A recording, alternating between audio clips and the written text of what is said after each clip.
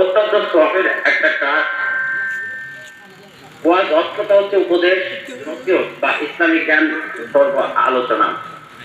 পবিত্র কোরআনের সূরা নূরের 17 নম্বর আয়াতে ওয়াজ সম্পর্কে বলা আছে।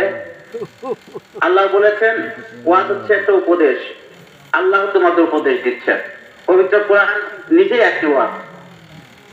প্রিয় নবী হযরত মুহাম্মদ সাল্লাল্লাহু আলাইহি ওয়াসাল্লাম বলেন যে কোরআন থেকে কথা বলে সে সত্য কথা বলে, যে কোরআন মেনে চলে সে তার প্রতিদান পাবে, যে কোরআনের মতো বিচার করে সে ন্যায় বিচার করে, যে কোরআনের দিকে থাকে সে সত্যের পথে থাকে।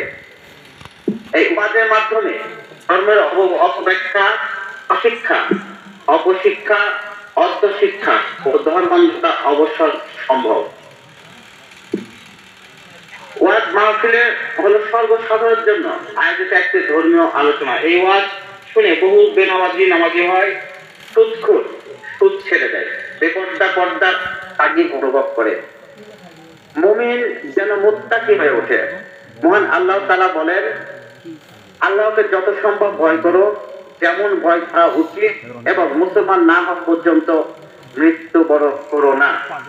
সুতরাং এই মাহফিলের মাধ্যমে আমরা যে শিক্ষাগুলো পাবো সেগুলো আমাদের জীবনে বাস্তবায়ন করার চেষ্টা করব। ইসলামের মূল বার্তা হলো শান্তি, ভ্রাতৃত্ব ও মানবিকতা। এই বার্তা সকলের মধ্যে ছড়িয়ে দেওয়া আমাদের প্রত্যেকেরই দায়িত্ব। ছোট মুল্লুক এই গ্রামটা আমার নিজের গ্রাম মনে করি, কারণ এই ছোট মুল্লুক আমার গ্রামের পাশে অবস্থিত।